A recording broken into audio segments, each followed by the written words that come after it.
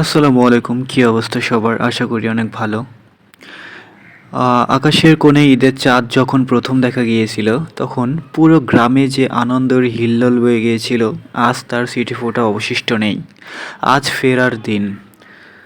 হুম শহরের ব্যস্ত জীবনে অভ্যস্ত হয়ে গেল গ্রামের বাড়ির ওই কদিন আসলে ভোলার মতো নয়, একটু একটু স্বর্গ মনে হয়। সেই বিকেলের রোদের যখন মা মুড়ি মাখিয়ে দিতেন আর বাবা বারান্দায় বসে পুরনো বন্ধুদের সাথে গল্প করতেন, তখন মনে হতো সময়টা ওইখানেই থমকে যায়।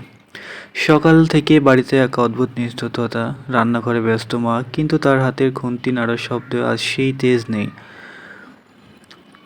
মনটা পড়ে থাকে সেই বাড়িতেই, পুকুর পাড়ে, যেখানে কাল বিকালেও বসে বসে বন্ধুদের সাথে আড্ডা দিয়েছি। যখন স্টেশনে পৌঁছানো হয় তখন চারিদিকে মানুষের ভিড়, সবার চোখে মুখে একই বিষণ্ণতা, ছুটি শেষের বিষাদ। ট্রেনের হুইসেল বাজতেই বুকটা যেন অজানা যন্ত্রণা ধক করে উঠে সবারই। বাইরে তাকালে রেল লাইনের ধারের ঝোপঝাড়গুলো দ্রুত পেছনে সরে যাচ্ছে, ঠিক যেমনভাবে ছুটির দিনগুলোও চলে গেল।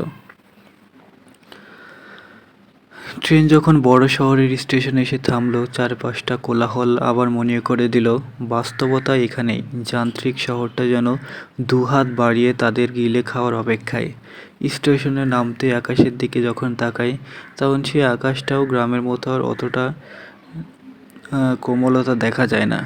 বাসায় ফিরে যখন রুমে তালা খুলি, তখন ঘরের ভেতরটাও গুমোট, ধুলোমাখা মনে হয়। ফ্রিজটাও খালি, ঘরটা নিস্তব্ধ।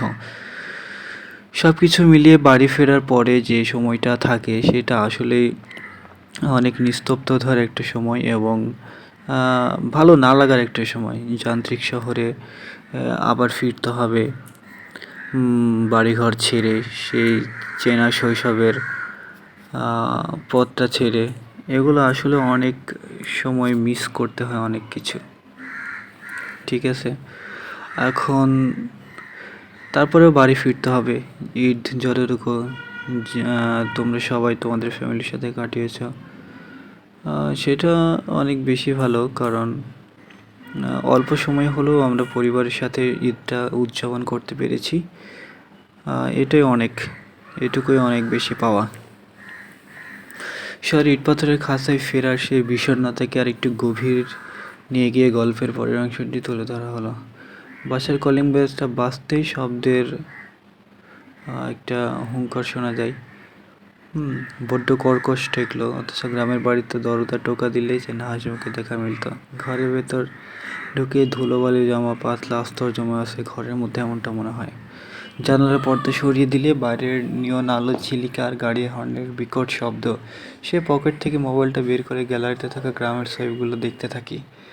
বাড়ি উঠানে বন্ধুদের সাথে সেই আড্ডা, ঈদের সকালে সবার সাথে পাঞ্জাবি পরে ফটো তোলা, দুপুরে পুকুর পাড়ে সবাই মিলে ডাব খাওয়ার হিড়িক।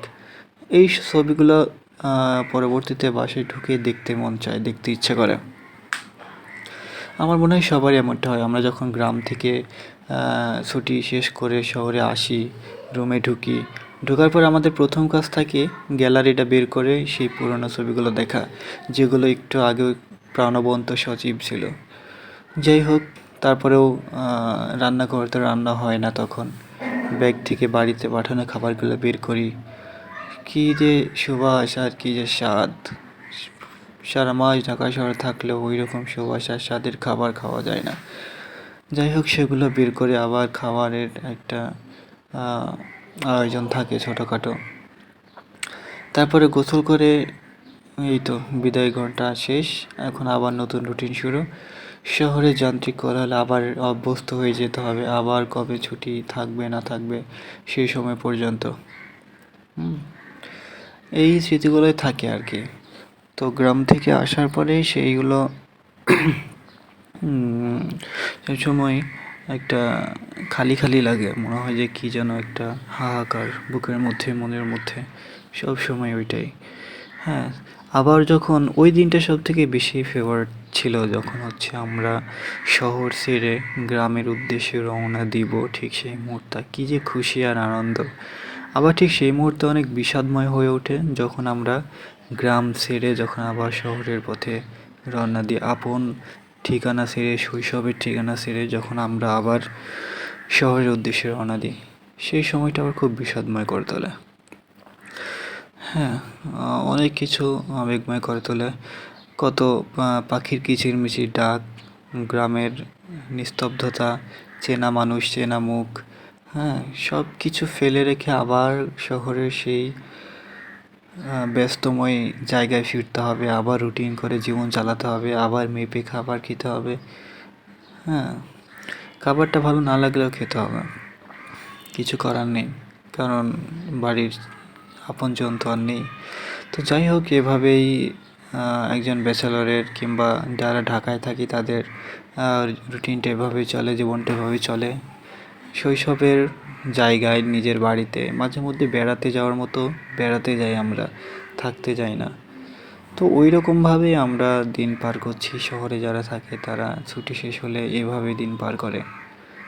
তো কিছু করার নেই বন্ধুরা, তোমরা জানিও তোমাদের গ্রামের বাড়ি কোথায়, আর তুমি কি শহরে থাকো কি না, আর কেমন ছিল এই ছুটিটা, কেমনভাবে কাটিয়েছো ফ্যামিলির সাথে, সবার সাথে অবশ্যই জানাবে।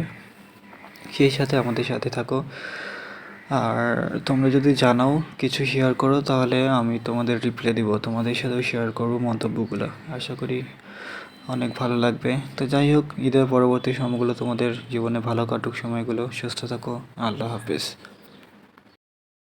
ব্যথার সমাধিতে বসে মন ফোটায় আশার ফুল রাশি রাশি, যখন দেখি